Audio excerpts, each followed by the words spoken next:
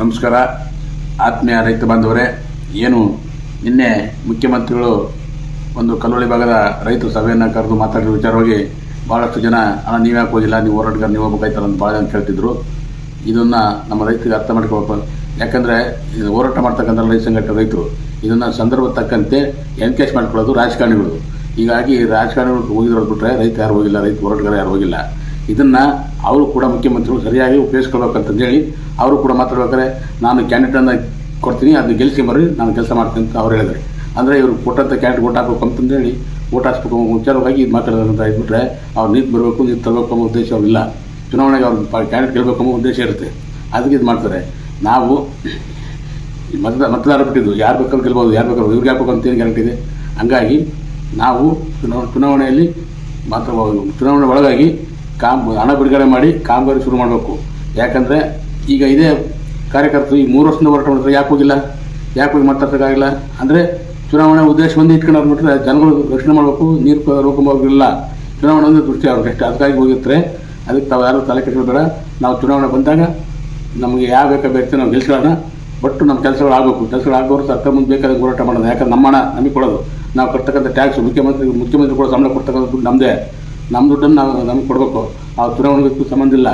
ಹಾಗೆ ಇವತ್ತು ಇನ್ನೇ ನೋಡಿದಂಥ ಸಭೆಗೆ ಪೂರ್ಣಿಮಾ ಶ್ರೀನಿವಾಸ್ ಅವರು ಭಾಳ ಮುತುವರ್ಜಿ ವಹಿಸ್ಕೊಂಡು ಮಾಡ್ತಿದ್ರು. ಇದು ನಾನು ಗಮನಿಸಿ ಅವ್ರು ಮಾತಾಡೋಕ್ಕೆ ಇಷ್ಟಪಡ್ತೀನಿ. ಮೊದಲು ಅವರು ಇಲ್ಲಿ ಶಾಸಕರಾದಾಗ ಅದೇ ಗಾಯತ್ರಿ ಜಲಾಶಯ ಮತ್ತು ಧರ್ಮಪುರ ಕೆರೆಗಳು ನೀರು ತುಂಬಿಸ್ಬೇಕು ಅಂತೇಳಿ ತಾಲೂಕು ಆಫೀಸ್ ಮುಂದೆ 94 ಧರಣಿ ಮಾಡಿದ್ವಿ. ಅವತ್ತು ಯಾಕಿರಲಿ ಅಂತ ಇಂಟ್ರೆಸ್ಟು.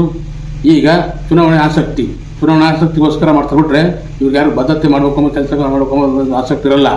ಈ ಚುನಾವಣೆ ಬಂದಿದ್ದಕ್ಕೋಸ್ಕರ ಇಷ್ಟು ಆಸಕ್ತಿ ತೋರಿಸ್ತಾರೆ. ಹಾಗಾಗಿ ನಾವು ನಂಬೋದು ಬೇಕಾಗಿಲ್ಲ. ನಾವು ಸಂದರ್ಭ ಬಂದಾಗ ಯಾವಾಗ ಮಾಡೋಕ್ಕಾಗತ್ತೆ. ನಮ್ಮ ಹೋರಾಟ ನಿರಂತರ ನಮ್ಮ ಕೆರೆಗಳು ನೀರು ಬರೋವರೆಗೂ ನಮ್ಮ ಹೋರಾಟ ಇರಲೇಬೇಕು. ಹೋರಾಟ ಮಾಡೋಣ. ಸರ್ಕಾರ ಮುಂದೆ, ರಾಜ್ಯ ಸರ್ಕಾರ, ಕೇಂದ್ರ ಸರ್ಕಾರ ಎರಡೂ ಸರ್ಕಾರ ಮುಂದೆ ಹೋರಾಟ ಮಾಡಬೇಕು. ನಮ್ಮೆಲ್ಲ ಕೆರೆಗಳು ನೀರು ತುಂಬಿಸ್ಬೇಕು, ಅದು ನಮ್ಮ ಉದ್ದೇಶ ಇರೋದು. ಅದು ಬಿಟ್ಟು ಇಂಥ ಇವ್ರನ್ನ ಈಗ ರಾಜಕಾರಣಿಗಳು ಅಂದರೆ ಊರಾಗ ಬರೋಕ್ಕೆ ಮಕ್ಕಿರಲ್ಲ.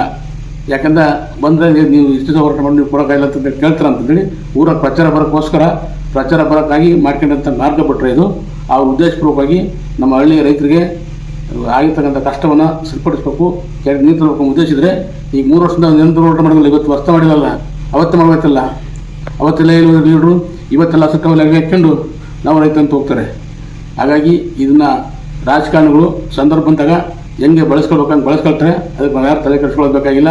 ನಮ್ಮ ಹೋರಾಟ ಇದ್ದಂತೆ, ನಮ್ಮ ಬದುಕಿದ್ದೆ ನಿರಂತರವಾಗಿ ಮಾಡೋದು. ನಮಗೆ ಇಷ್ಟ ಬಂದಂಥ ವ್ಯಕ್ತಿಯನ್ನು ನಾವು ಗೆಲ್ಸ್ಕೊಳ್ಳೋಣ ಅಂತ ಹೇಳ್ತಾ, ಯಾರೂ ಚುನಾವಣಾ ಊರೊಳಗೆ ಬಂದಾಗ ಫಸ್ಟು ಕಾಮಗಾರಿ ಶುರು ಮಾಡಬೇಕು, ಚುನಾವಣೆ ಮಾಡಬೇಕು. ಇಲ್ಲಾಂದ್ರೆ ಬಹಿಷ್ಕಾರ ಮಾಡ್ತಿರ್ತಾರೆ. ನಾನು ನೇರವಾಗಿ ಹೇಳ್ಬೇಕು ಅಂತೇಳಿ ನಮ್ಮ ರೈತರಿಗೆ ಎಲ್ಲರೂ ಒಗ್ಗಟ್ಟಾಗಿರ್ಬೇಕು. ಇವು ಯಾವ ಸಬೂಬು ಮಾತುಗಳನ್ನು ನಾವು ಕೇಳೋಕ್ಕೋಬಾರ್ದು, ಬಗ್ಗೋಬಾರ್ದು ಅಂತ ತಮ್ಮಲ್ಲಿ ವಿನಂತಿ ಮಾಡ್ಕೊಳ್ತೀವಿ. ನಮಸ್ಕಾರ.